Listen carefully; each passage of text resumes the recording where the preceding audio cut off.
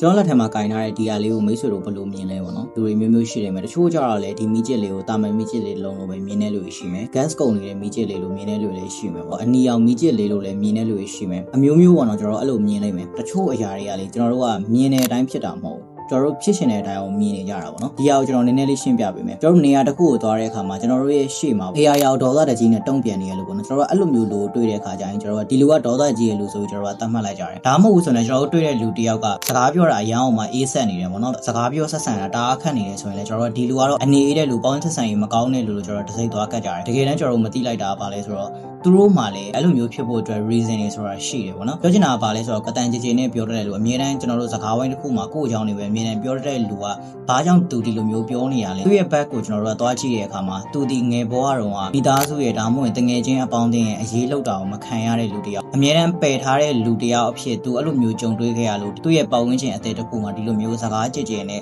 သူ့ကိုအမြဲတမ်းထုတ်ဖော်ပြောနေတာမျိုးလည်းဖြစ်နိုင်တယ်ပေါ့နော်ကျွန်တော်တို့ရှေ့မှာဖြစ်နေတဲ့အရာကိုပဲမြင်ပြီးတော့ကျွန်တော်တို့ကအဲ့ဒါကိုပဲလုံးဝအတေးယူလိုက်ကြတယ်ဒီလိုမျိုးလုပ်တဲ့အတွက်ဒီလူကတော့ဒီလိုမျိုးလူတယောက်ဆိုကျွန်တော်တို့ကသွားပြီးတော့ဒစိမ့်တွေကတ်ကြတယ်ပေါ့နော်တကယ်တမ်းကျတော့ကျွန်တော်တို့ဒစိမ့်ကတ်လိုက်တဲ့လူရဲ့နောက်ွယ်မှာလည်းသူတို့ဒီလိုမျိုးတွေဖြစ်လာရဖို့အတွက်ကိုသူတို့မှာ reason တွေဆိုတာရှိနေနိုင်တယ်ပေါ့နော်အဲ့ခါကျတော့ကျွန်တော်တို့ကလူတွေကိုတွေ့တဲ့အခါကျရင်လူတွေနဲ့ပေါင်းသင်းဆက်ဆံတဲ့အခါကျရင်သူတို့ရဲ့အပြင်ပန်းဆက်ဆံတဲ့ပုံထက်ကျွန်တော်တို့ကလူနဲ့မူနဲ့ကိုခွဲပြီးတော့ကြည့်တတ်ဖို့လုံးဝလိုတယ်ပေါ့နော်လူနဲ့မူနဲ့ကိုခွဲပြီးကြည့်ဖို့ဆိုတာကကျွန်တော်တို့ကလူတယောက်ကအပြစ်တစ်ခုလုပ်လိုက်ပြီဆိုရင်ကျွန်တော်တို့ကအပြစ်လုပ်တဲ့လူကိုချစ်ပါကျွန်တော်တို့အပြစ်ကိုတော့မချစ်လို့ရတယ်မကြိုက်လို့ရတယ်ဒါပေမဲ့အပြစ်လုပ်တဲ့လူကိုကျွန်တော်တို့ကောင်းသောတုံ့ပြန်ခြင်းအနေနဲ့ကျွန်တော်တို့တုံ့ပြန်ပြီးဖို့လိုအပ်ပါတယ်